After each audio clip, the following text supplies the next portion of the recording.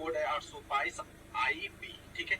इतना ज्यादा simple code मेरे प्यार बच्चों, जितना पेपर मैंने बताया था सारे पेपर के सारे क्वेश्चंस मिले हुए हैं, आप देख सकते हो। मैं इसका सोल्यूशन कराने वाला हूँ, आप आंसर मिला लीजिए। 822 IB, ठीक है, गणित का पेपर है क्लास 10 का।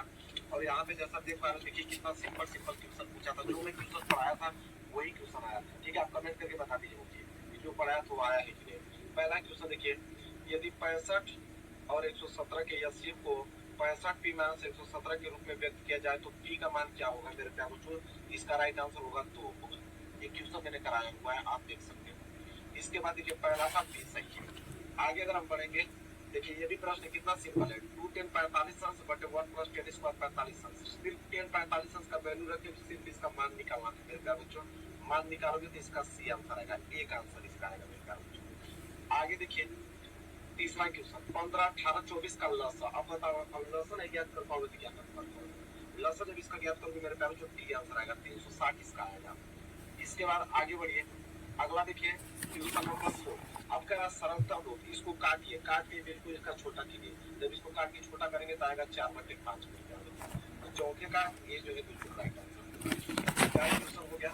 आगे देखिए पांचवा क्या प्रश्न है कि P के किस मान के लिए इतना समीकरण और इतना संपाती रेखा निरूपित करता है। मेरे प्यारे बहुत ज्यादा सिंपल है। इसका P का वैल्यू आएगा 2 मेरे प्यारे बच्चों। पांचवे का P। आगे देखिए 6 क्वेश्चन कह रहा है समीकरण इतना और इतना द्वारा निरूपित रेखा परस्पर समांतर, तो P का मान ज्ञात कीजिए। इसका वैल्यू आएगा 15/4। तो 6 का A 15/4 जो बिल्कुल राइट आंसर होगा। आगे देखिए 7वां कह रहा है यदि 15 cot थीटा बराबर 8 तो sin थीटा, यहाँ से cot थीटा का वैल्यू निकाल लीजिए, 8/15 आ जाएगा।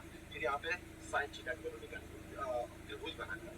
इसका राइट आंसर हो जाएगा मेरे प्यार बच्चों 15/17। डी वाला ऑप्शन बिल्कुल राइट आंसर होगा। मैं पूरा हल करके आपको बता रहा हूँ, मैं अभी जस्ट हल किया हूँ, इसका आंसर बता रहा हूँ आप लोगों को, ठीक है। इसके बाद 8वां देखिए, यदि ABC और XY जो दो अगर समरूप त्रिभुज है और कोण A 75 अंश दिया है और कोण Y 57 अंश, तो कोण C का मान कितना अंश होगा मेरे प्यारे बच्चों 48 अंश होगा, ठीक है। 8वें का B जो है बिल्कुल राइट आंसर होगा। आगे देखिए क्वेश्चन नंबर 9 कह रहा है बिंदु M जो कि -3,4 के मूल बिंदु से मूल बिंदु का निर्देशांक 0,0 होता है, ठीक है। अब फिर उसकी दूरी पूछा है तो दो बिंदु के बीच की दूरी का फार्मूला लगाओगे, आंसर मिल जाएगा। कितना आ जाएगा 5 आ जाएगा। इसके बाद आगे बढ़ने बाद उसको मिलाने वाले रेखाखंड को मध्य बिंदु का निर्देशांक। अब मध्य बिंदु का निर्देशांक क्या होता है, सबको मालूम है कि x1 + x2/2 y1 + y/2 बस। अब इसका वैल्यू कितना आ जाएगा मेरे प्यारे बच्चों -2/k और -2 का 8 आ जाएगा इसका वैल्यू। तो 10वां का आगे बढ़ते देखिए। और अगला प्रश्न क्या है कि किसी समबाहु त्रिभुज एबीसी में यदि AD जो है उल्लंब है BC पे, तो AD स्क्वायर हुआ मेरे प्यारे बच्चों, तो 3D स्क्वायर हुआ। 3D का स्क्वायर 11 का D जो है बिल्कुल राइट आंसर होगा। 12वां प्रश्न देखिए, त्रिभुज एबीसी के शीर्षों के निर्देशांक मतलब 3 शीर्ष दिए हैं त्रिभुज पे और बोला है कि BC का मध्य बिंदु D है, तो AD का मान पूछा मेरे प्यारे बच्चों। बहुत ज्यादा सिंपल है, इसका हो जाएगा 12 का C 6 मात्रक होगा इसका। आगे देखिए 13वां, यदि sec थीटा बराबर 2 तो थीटा का मान अभी कितना बार क्वेश्चन में करा चुका हूं आपको, इसका आ जाएगा 60 अंश। आगे देखिए 14वां, cosec square theta plus cot square theta ये क्वेश्चन में 1 - cos स्क्वायर थीटा का वैल्यू, ये भी बहुत बार क्वेश्चन में कराया मेरे प्यारे बच्चों। sin स्क्वायर थीटा इसका वैल्यू आएगा। आगे बढ़िए अगला प्रश्न देखिए। अगला प्रश्न है एक लंबवृत्तीय बेलक के आधार का व्यास 9 सेंटीमीटर स्क्वायर, तो उसके आधार की त्रिज्या कितनी होगी मेरे प्यारे बच्चों 6 सेंटीमीटर होगी। कितना होगा। आगे देखिए बहुत सिंपल क्वेश्चन दिया था। 4 सेंटीमीटर त्रिज्या वाले वृत्त के अंतर्गत खींचे जा सकने वाले वर्ग का क्षेत्रफल पूछा मेरे प्यारे बच्चों 32 सेंटीमीटर स्क्वायर इसका राइट आंसर होगा। 17वां देखिए माध्य पूछा है, वर्ग अंतराल दिया हुआ है, 12 मात्रा दिया हुआ है मेरे प्यारे बच्चों माध्य, ठीक है। माध्य का फार्मूला आप लोग जानते हो, माध्य कैसे निकलेगा सिग्मा fi/सिग्मा fi, ठीक है। कितना हो जाएगा 17 का राइट आंसर हो जाएगा 6.6 मेरे प्यारे बच्चों। सी वाला ऑप्शन बिल्कुल राइट आंसर होगा। आगे देखिए 18वां प्रश्न है, एक पासे को एक बार फेंका जाता है तो आभाज्य संख्या आने की प्रयत्न कितना होगी मेरे प्यारे बच्चों 1/2 होगा। और क्या आगे देखिए और क्वेश्चन दिया 19, यदि किसी आवृत्ति वितरण का माध्य आपको दिया है, माध्यिका भी दिया है, तो बहुलक का सूत्र मैंने बताया था आप लोगों को, उस फार्मूले पर रख के जब सॉल्व करेंगे तो 22 इसका आंसर आएगा। इसके बाद मेरे प्यारे बच्चों 20वां, निम्नलिखित में से कौन सी घटना मतलब प्रायिकता नहीं हो सकती है, तो मेरे प्यारे बच्चों ये वाला जो बिल्कुल राइट आंसर होगा, क्योंकि प्रायिकता हमेशा 1 से कम आता है लेकिन इसका वैल्यू 1 आ रहा है, इसलिए ये जो है इसका राइट आंसर होगा, ठीक है। 1 से कम होना चाहिए, 1 हो जाएगा लेकिन एक से ज्यादा नहीं होना चाहिए, लेकिन इसका एक से ज्यादा होगा, मतलब 1 दशमलव कुछ होगा, इसलिए ये जो है राइट आंसर होगा।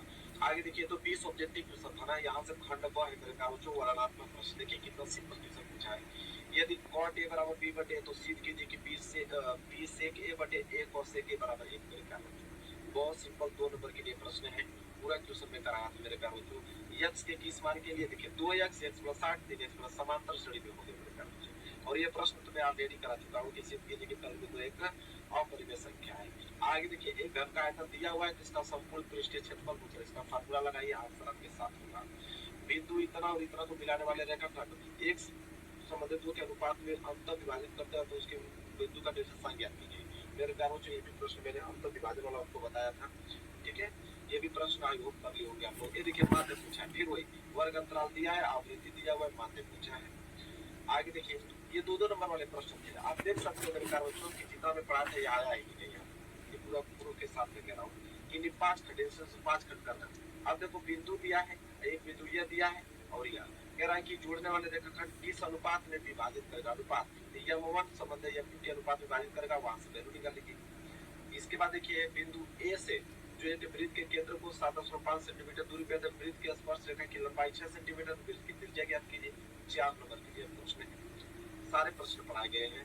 सिद्ध कीजिए कि किसी त्रिभुज के दो भुजाओं की एक अनुपात में विभाजित करने वाली रेखा तीसरी भुजा की क्या होती है, समांतर होती है, त्रिभुज चेक करता है। इसके बाद 2 अंकों की एक संख्या में अंकों का योगदान है, अंकों का स्थान बदल देने पर प्राप्त संख्या दी गई संख्या से 18 है, तो संख्या ज्ञात कीजिए। भी प्रश्न 4 नंबर का, ये भी प्रश्न बहुत ज्यादा सिंपल है। आप बताओ इसका मूल ज्ञात करना था, द्विघातीय सूत्र लगा लिए होते, मूल इसका ज्ञात होगा सिद्धाचार नियम से, सिंपल है।